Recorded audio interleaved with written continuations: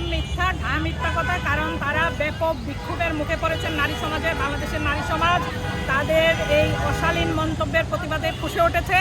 এই নারীদের এই ফুঁসে ওঠার কারণে তারা এই দাবি করেছেন যে তাদের আইডিটি হ্যাক করা হয়েছে। অথচ 9 ঘন্টা পরে তারা এই দাবিটি করলেন, যখন ব্যাপক প্রতিবাদের মুখে তারা পড়েছেন তখন তারা গিয়ে এই দাবিটি করলেন এবং 12 ঘন্টা পরে তার হাতিরঝিল থানায় একটা ডায়েরি করলেন। এবং ওই 9 ঘন্টার মধ্যে আরও যে সকল পোস্টগুলো করা হয়েছে ওই আইডি থেকে, সেগুলো তো ডিলিট করা হয়নি, শুধুমাত্র এই একটি পোস্টই ডিলিট করা হয়েছে। তার মানে ধরে নেওয়া যায় যে তাদের এই দাবিটি মিথ্যা এবং অযৌক্তিক, এবং তারা এই ব্যাপক বিক্ষোভের হাত থেকে বাঁচার জন্যই এই মিথ্যা দাবিটি করেছে। পাঞ্জাবের জগতে একটি বিশ্বস্ত নাম শাবাব এথনিক ওয়্যার। আমরা যখন বাংলাদেশ থেকে স্বৈরাচার দমন করেছি তখনও তারা কিন্তু নিজের দায়িত্বে ছিল না, এবং কি আমাদের দায়িত্বে ছিল না তাদের দায়িত্বটা অর্জন করার জন্য, এবং বাংলাদেশ থেকে তারা নিজের দায়িত্বটা কন্ট্রোল করার জন্যই তারা এগিয়েছিল।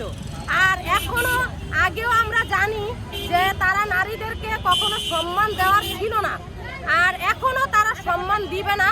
বর্তমানের আমি মনে করি তারা একটা স্বৈরাচার এখনো বাংলাদেশে রয়ে গেছে। আমি এতটুকুই বলবো যে তারা মুক্তিযোদ্ধা বলে কলঙ্কিত, তারা কখনোই মুক্তিযোদ্ধা ছিল না। আমরা 51% ভোটের দাবিদার নারীরা সব বাংলাদেশে। ওনারা কি করে আমাদের বলে আমরা বেশরা কি করে বলে? হ্যাঁ, তারা তো নিজ থেকে এটাই করছে, প্রচার করেছে। তারা নারীদের অসম্মান করেছে, তারা নারীকে মূল্যায়ন করে না।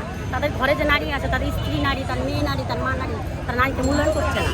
কারণ তারা ওই 71-এ যে তাদের যে চিরাচরিত যে চরিত্র, তারা যে নারীদের পাকিস্তানি হানাদার বাহিনীর হাতে তুলে দিয়েছে, তারা সেম কাজটি করতেছে। তাদের কাছে নারীদের কোনো মূল্যায়ন নাই। কারণ আমাদের দেশে নারীরা, কারণ 100-এর মধ্যে 51% নারী, এই নারীদের মধ্যে তাদের কোনো সম্মান তো না থাকলে সে তারা কেমন রাজনীতি? তার নারীদের সম্মান করতে হবে। তার জন্ম হয়েছে একটা নারী গর্ভের থেকে, সে যদি সেই নারীকে অবমাননা করে তাহলে তো সে তার মাকে অবমাননা করা হলো।